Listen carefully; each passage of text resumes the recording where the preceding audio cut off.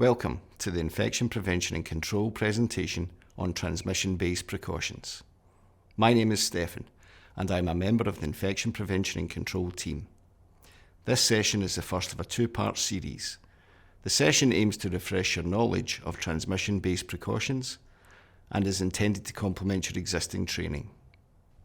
In this session we will look at when to apply precautions and routes of infection, or the way in which an infection can be transmitted or spread.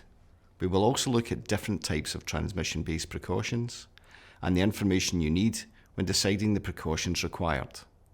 Lastly, we will look at where to find additional information and resources based on transmission-based precautions. Let's start by looking at when to apply transmission-based precautions. In certain circumstances, using standard infection control precautions, also known as SIPs, won't be enough to stop an infection spreading, and you will need to use some extra precautions.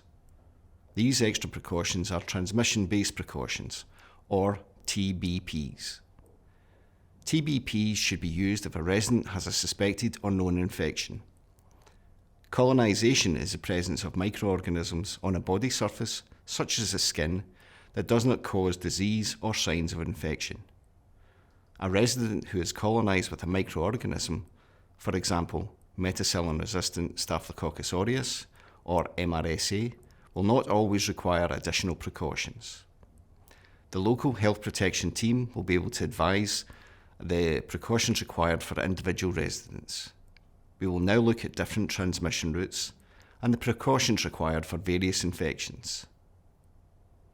Infection can be transmitted by contact, by droplet, or by aerosol. Let's look at each of these in a bit more detail.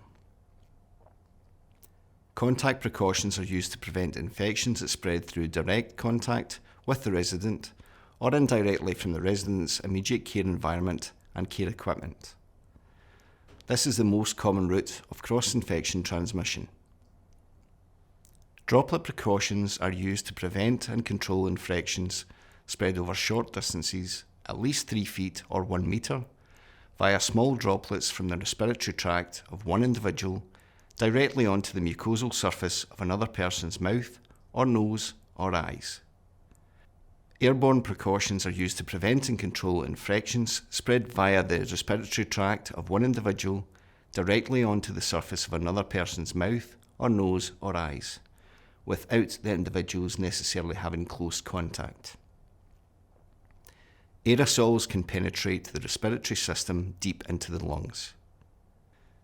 You might have heard of infections or infectious agents such as norovirus, MRSA, influenza, Clostridioides difficile, also referred to as C. diff or CDI, but there are lots of others.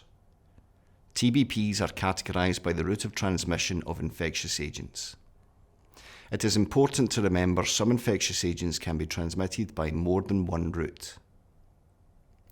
Different infections need different TBPs. To help decide the precautions required, you should have the following information.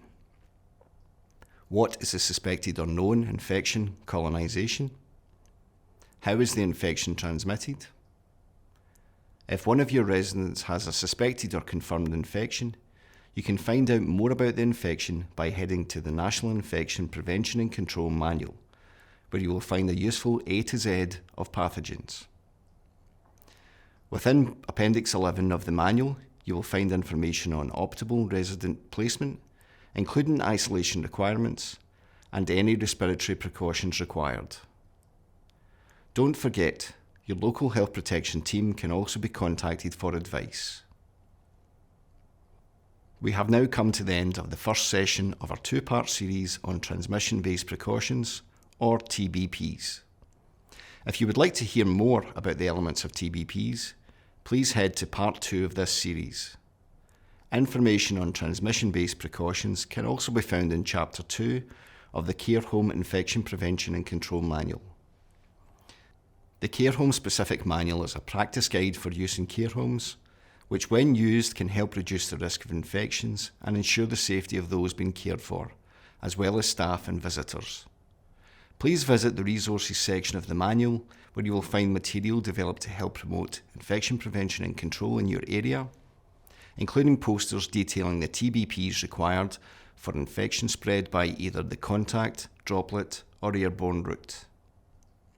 For additional resources on topics such as standard infection control precautions, and to view our hand hygiene video clips, please visit the Care Home Collaborative webpage. Thank you for your time. We hope you've enjoyed the session.